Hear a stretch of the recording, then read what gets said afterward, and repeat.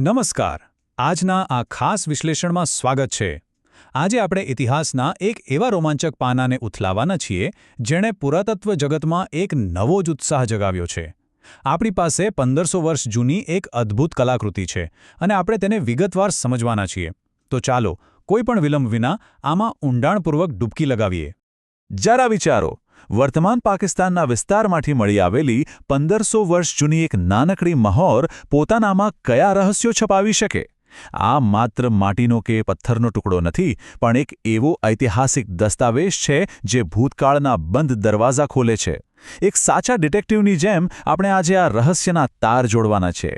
આજના આ સફરમાં આપણે મુખ્ય 5 બાબતો પર નજર કરીશું. 5મી સદીનું આ રહસ્ય શું છે, સંસ્કૃત મોહરનું ડિકોડિંગ, બ્રાહ્મી લિપિના છુપાયેલા રહસ્યો, આપણા પ્રાચીન સાંસ્કૃતિક પદચિહ્નો અને અંતે આ વારસાના રક્ષકો વિશે. તો શરૂઆત કરીએ પહેલા વિભાગથી, 5મી સદીનું રહસ્ય.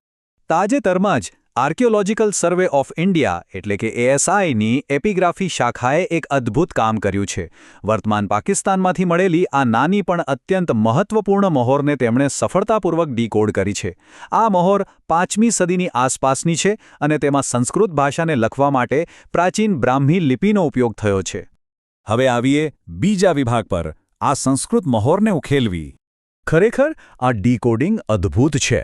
નિષ્ણાતોએ આ મહોર પર લખેલા શબ્દો ઉકેલ્યા છે, જે છે દેવદારુ વને સ્વામી કોટેશ્વર. આનો સીધો અને સરળ અર્થ એ થાય છે કે હિમાલયના દેવદાર વૃક્ષોના જંગલમાં આવેલું ભગવાન શિવનું એક મંદિર. આટલો નાનકડો શબ્દપ્રયોગ પણ કેટલી વિશાળ ઐતિહાસિક માહિતી આપી જાય છે. અને અહીં જ ખરી મજા છે. આ માત્ર કોઈ સામાન્ય નામ નથી. પ્રાચીન હિન્દુ ગ્રંથો, ખાસ કરીને સ્કંદ પુરાણમાં ભગવાન શિવ દેવદારના જંગલોમાં ભ્રમણ કરતા હોવાની કથાઓ વર્ણવેલી છે. આ મહોર એ પૌરાણિક કથાઓનો અત્યાર સુધીનો સૌથી જૂનો નક્કર શિલાલેખીય અને કલાત્મક પુરાવો પૂરો પાડે છે. જાણે કે સાહિત્ય અને ઇતિહાસ અહીં એકબીજા સાથે જીવંત સ્વરૂપે હાથ મિલાવતા હોય એવું લાગે છે. આગળ વધીએ ત્રીજા વિભાગ તરફ, બ્રાહ્મી લિપિના રહસ્યો. બ્રાહ્મી લિપિનું માળખું બરાબર સમજવા માટે આપણે અબુગીડા પ્રણાલી જાણવી પડે. સરળ શબ્દોમાં કહીએ તો આ એક એવી લેખન પ્રણાલી છે જ્યાં દરેક મુખ્ય અક્ષર એક વ્યંજનનું પ્રતિનિધિત્વ કરે છે અને સ્વરોને દર્શાવવા માટે તેની સાથે અમુક નિશાનીઓ જોડવામાં આવે છે, જેને આપણે માત્રા કહીએ છીએ. બરાબર ને?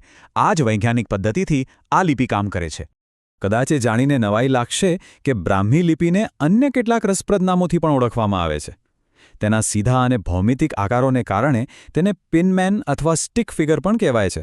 ઉપરાંત સમ્રાટ અશોકના સમયમાં તેનો ઉપયોગ નીતિઓના પ્રચાર માટે મોટા પાયે થતો, એટલે તેને ધમ્મલિપિ તરીકે પણ ઓળખવામાં આવે છે. આ લિપિ કેટલી પ્રભાવશાળી હતી તે આ સમયરેખા પરથી સ્પષ્ટ થાય છે. ઉત્તરીય બ્રાહ્મીમાંથી ધીમે ધીમે ગુપ્ત લિપિ બની, તેમાંથી 6ઠ્ઠી સદીમાં સિદ્ધમ, 9મી સદીમાં શારદા અને છેક 10મી સદીમાં નાગરી લિપિનો ઉદ્ભવ થયો. એક રીતે જોઈએ તો આ લિપિ દક્ષિણ અને દક્ષિણ પૂર્વ એશિયાની સેંકડો લિપિઓની માતા છે. અને ઇતિહાસમાં 1837નું વર્ષ ખૂબ જ નિર્ણાયક માનવામાં આવે છે. આ એ વર્ષ હતું જ્યારે જેમ્સ પ્રિન્સેપ નામને વિદ્વાને એક મોટી સફળતા મેળવી.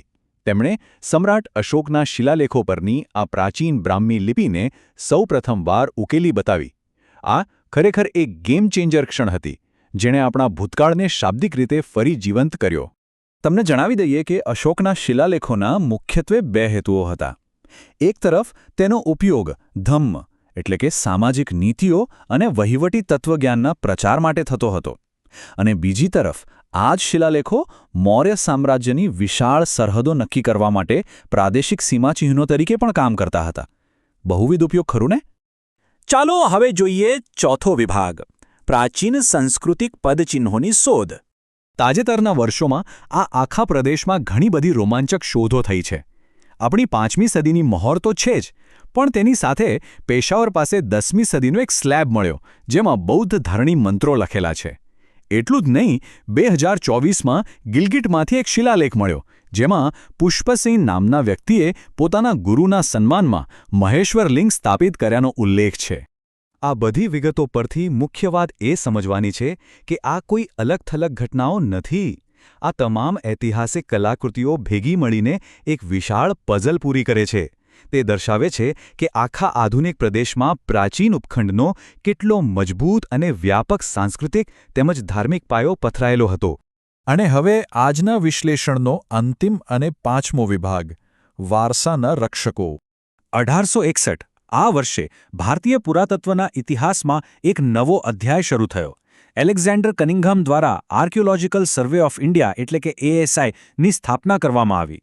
ત્યારથી લઈને આજ સુધી આ સંસ્થા આપણા અમૂલ્ય વારસાને સાચવવાનું અને સંશોધન કરવાનું ભગીરથ કાર્ય કરી રહી છે.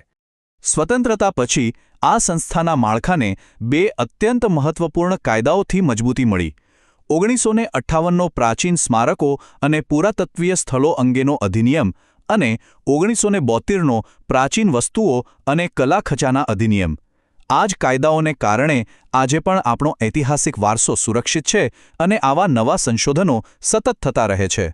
આપણે જે કંઈ પણ ચર્ચા કરી તે માત્ર ઇતિહાસકારો પૂરતી સીમિત નથી.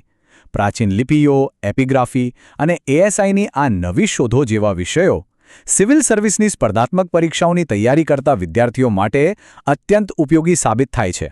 ભૂતકાળનો આવો સચોટ અભ્યાસ ખરેખર ભવિષ્યની સફળતા માટે એક મજબૂત કડી બની શકે છે. તો આજના સફરના અંતે એક બહુ જ રસપ્રદ પ્રશ્ન થાય છે. જેમ જેમ લિપિઓનો વિકાસ થયો અને વિશાળ સામ્રાજ્યો પતન પામ્યા, તેમ તેમ ઘણું બધું સમયની ધૂળ નીચે દટાઈ ગયું છે. જો એક નાનકડી મહોર 1500 વર્ષ જૂના જંગલનો અને શિવકથાનો સચોટ પુરાવો આપી શકતી હોય, તો જરા વિચારો, આપણા પગ નીચે હજુ કયા અદ્ભુત રહસ્યો બહાર આવવાની રાહ જોઈ રહ્યા હશે. આ વિચાર સાથે આજના વિશ્લેષણને અહીં જ વિરામ આપીએ છીએ. જોડાયેલા રહો અને જ્ઞાન મેળવવાની આ જિજ્ઞાસાને હંમેશા જીવંત રાખો.